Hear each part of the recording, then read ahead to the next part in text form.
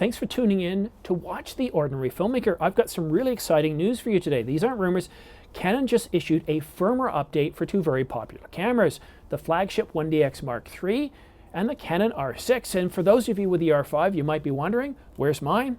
Well, don't worry, it'll be coming in a future update. And the big updates for this is, like the R5, both cameras get access to Canon Log 3. And I absolutely love Canon Log 3. It's so much easier to edit than Canon Log 1. It provides much better highlights, protection, and shadows. And if you're shooting in 8-bit, you really want to start shooting in C-Log 3. It's just truly amazing the results you get. And when I get behind the scenes later in this video, I'm going to tell you a bit more about my experience editing in C-Log 1 and 3. Okay, now here's the other big update that none of us were expecting here. No, it's not that 30-minute record limit, but it's big. It's actually quite big. For the R6 and the 1DX Mark III, Canon is now going to allow simultaneous recording to card 1 and card 2. There are some caveats though. So let me read off the actual updates that this firmware is going to provide for both cameras. I'll start with the R6. Canon adds C-Log 3 to Canon Log settings. We just covered that off, no surprises there. And again, simultaneous movie recording to card 1 and card 2 has also been added. But it also improves the operational stability when using the RF 400mm f2.8 and the RF 600 f4. And it fixes an annoying issue in which, during HDMI connection, if the camera screen turns off, a zebra pattern is displayed via HDMI output. And lastly, fixes an issue in which sufficient image stabilization effects may not be attained immediately after start of shooting. So that's pretty good. Again, there's some nice updates here, but the big one is, if you're owning the Canon R6, you get C-Log 3 now. And you get to be able to record to both card slots simultaneously. The R5 doesn't even have that yet. So the R6 is getting some great love in this firmware update. Adds Canon Log 3 to Canon Log settings. It does support RAW movies shot with Canon Log 3 and Canon RAW Lite, but that will be available in a future version of Cinema Raw development and in Digital Photo Professional software. Support for processing of RAW movies shot with Canon Log 3 and the application of viewing LUT will be available again in a future version of Digital Photo Professional software. It supports simultaneous movie recording on card 1 and 2. However, and this is the caveat I was talking about earlier, RAW movies and RAW Lite movies cannot be recorded simultaneously on card 1 and card 2. It does provide support for VPG 400, that's Video Performance Guarantee Profile, a standard based on the CF Express 2.0 specification. And lastly, it fixes an issue in which there are rare instances where the shooting settings of still photo mode are retained when the user switches to movie mode. So there you have it. A big update, definitely a big update, a welcomed update for R6 owners and 1DX Mark III owners. For a lot of professionals out there, the ability to record video to both card slots at the same time, that's huge. It really is significant. But also to have Canon Log 3, Canon Log 3, that's a really, really big deal. So you can download this from Canon, Canon USA, Canon Canada, and Canon UK. I do have a link in my description down below, but what I do is I usually don't use a link. I just go to Google and I type Canon R6 Firmware 1.4 and it takes me right to the page. I find that a whole lot easier than navigating through Canon's own menus. All right, now let's go a little bit behind the scenes and I want to talk to you about my experience with shooting with Canon Log. Now, as many of you know, I am shooting with Canon Log 3 right now. And first of all, I find the biggest issue with shooting on a full-frame camera with something like Canon Log or Canon Log 1 or Canon Log 3 is properly setting your IRE for, well, the face area here. The histogram doesn't give you that information. It shows you the lightest and the brightest of a scene, but there's no way to really tell where my middle gray is, like where my face is. Am I closer to this? And I can guess. A lot of times what I do is when I look at the histogram, if I don't have the Ninja 5, which is right here to look at, I'll say, okay, well, it's a bright sunny day, so instead of taking my highlights almost right up to the edge, I drop it so the brightest highlights, depending on like how I'm framed, like if it's a talking head piece like this, then I take my highlights so they don't go more than about 3/4 up. Now, if I'm behind the camera and I'm shooting run and gun type stuff, no, I'll let them come up a lot further, because in that case, I'm usually shooting everybody in the bright sun, and it's okay. But I usually, you don't want to be pushing too much up against the histogram. And these are all sort of rules of thumb depending on a certain scenario, and that's why I don't like to trust histograms, especially for the channel. And that's why I'm using the Ninja 5 here. And so what I do is I take the waveforms and I blow it up so it takes up a good portion of the screen. And what I do is, it's very easy to figure out where my middle gray is. I'll move my head a little bit from side to side, and I can tell, I can look right at, well, I wonder if I can change this right now while it's recording. Let's see, go large, turn that off. So I don't know if you can see if I turn this around here. Let me move it up closer. But as I move back and forth, what happens is I can easily see where my head is, because I can see the waveform changing. And what that allows me to do is get the waveform exactly where I need it. Let's just change this side and I'll get right back to the conversation. And what I'm aiming for is an IRE right around 70. And I don't really care about this little bit of green here in the background or the black here. I want to make sure I'm exposed properly, because I'm a talking head. I am the thing that keeps changing in the video. So having an IRE of 70 when you're shooting this type of scene is very, very important. Now, when you're shooting landscapes, the histogram really, really does help, because you can just, you don't want to make sure that all the highlights are bunched up against the side.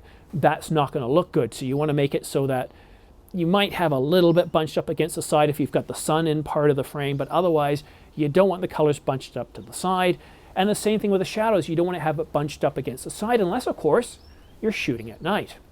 So that covers off how to kind of frame things, because a lot of the problems I had, the biggest problems I had, was getting the exposure right, and being able to use waveforms is a really, it makes life a whole lot easier. I know when I take this back in that it's going to be workable, it's going to be usable. Sure, this side of my face is going to be a little bit dark, this is going to be light. I could have put a ring light there, but I think it's a little bit more cinematic to have a gradient of light across my face instead of just, you know, a ring light facing me direct on. I'm kind of playing around with it a little bit. Now, I want to talk about grading, and this is equally important. I've downloaded Canon R5 LUTs. They call it lookup table. And it hasn't worked so well for me. And usually what I do is I usually don't use the LUT. I'll select the clip, and in Final Cut Pro, what I do is I do the white balance. So I make sure I get the white balance. It adjusts the highlights and the shadows while it does that. And before I fine tune it, I go into saturation, and I, just for the master, I set the saturation up full.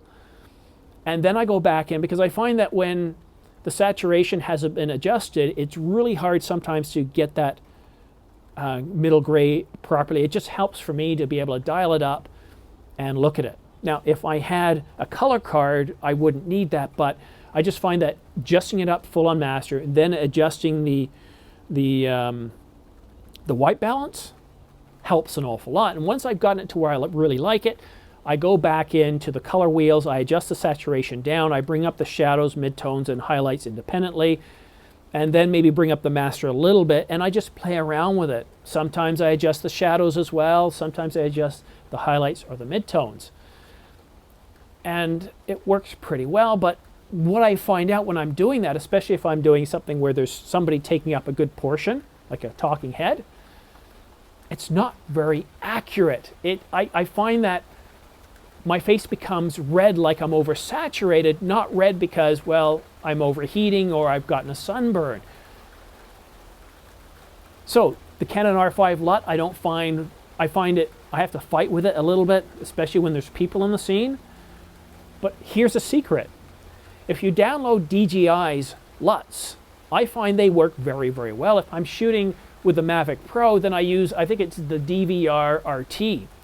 But if I'm shooting with, like in this scenario here, I just basically take one of the other LUTs. I can't remember which one it is right now because I'm not in front of the computer, but I'll put it on the screen and I'll put it in the description. But you only get 3. It's pretty easy to apply it, see the effects, and it's like everything pops right away. I look at myself and go like, okay, your face is a little red here, but I can tell it's natural, it looks right.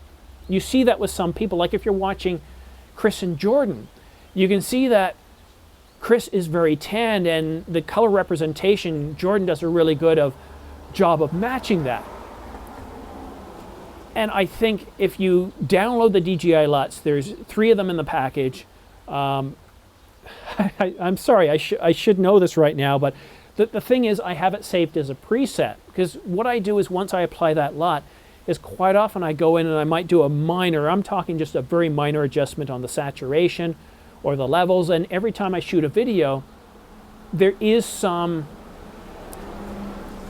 fine-tuning. There's always going to be some fine-tuning. For example, shooting here right now, when I started, it was overcast, but it was lighter than it is right now, and I can see looking here that my IRE for my face is pretty good, but the clouds have gotten darker and the rain has just started coming down, slamming down in the last 30 seconds to a minute.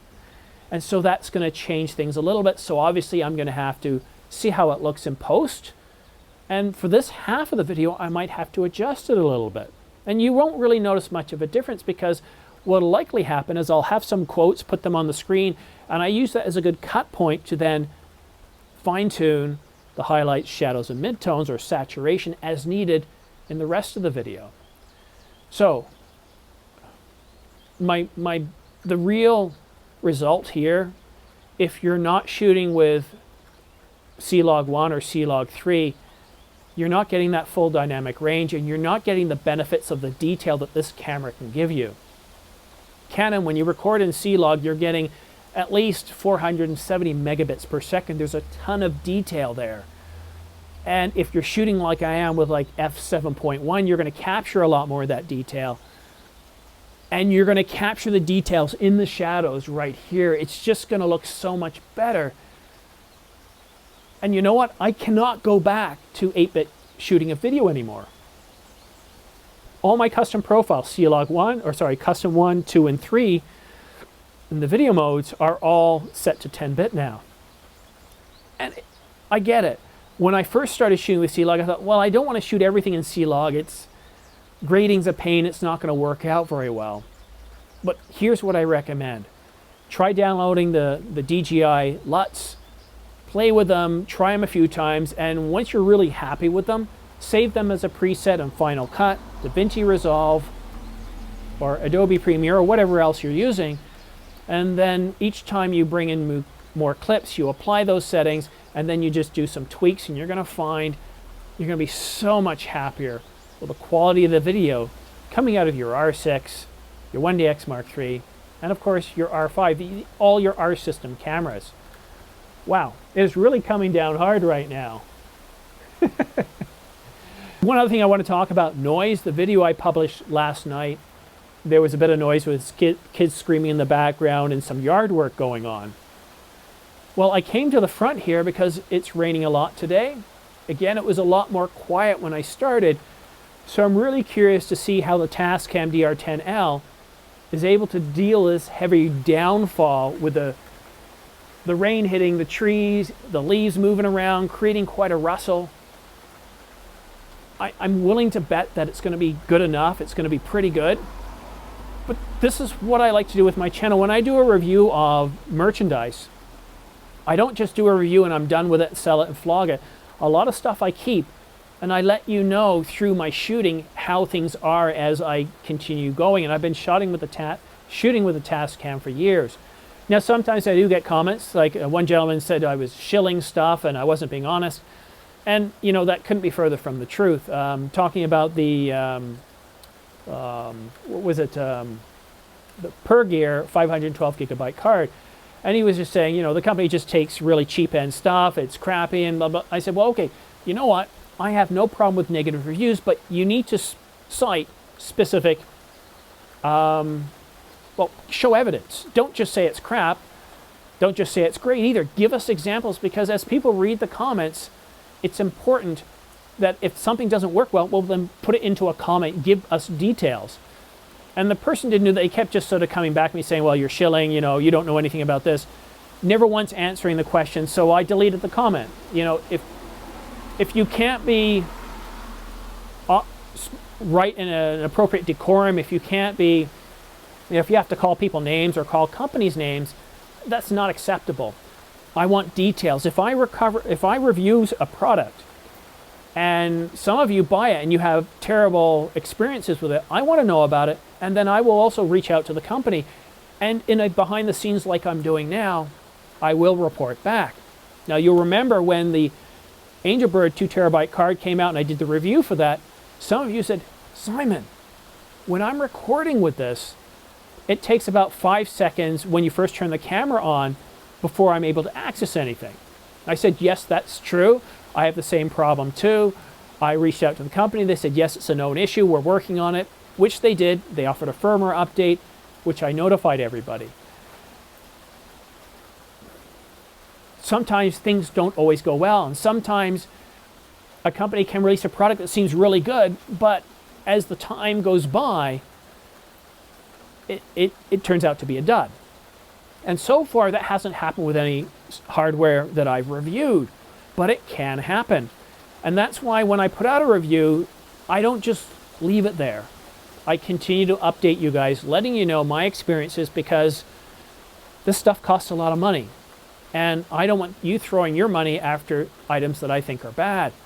Yes, the Per Gear is cheap, and yes, the speeds, and the caveat here is the speeds aren't as fast as Angelbird and others. And it doesn't have the capacities like Angelbird and others. But not all of us can afford to spend $900 on a single 2 terabyte CF Express card, which I simply love and adore. But I'm not even using Angelbird right now, or ProGrade, or Per Gear.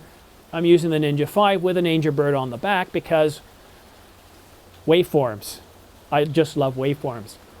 But thank you so much for tuning in. I really do appreciate it. Don't forget to subscribe. It really helps my channel. Like if you like the video. And I am still doing giveaways. Once I eventually hit 30,000 subscribers, I'm giving away 2 Angelbird B90 cards, as well as several Ulanzi LED lights. But that's it for now. I hope you enjoy the rest of your day. Thanks for tuning in. We'll see you again soon.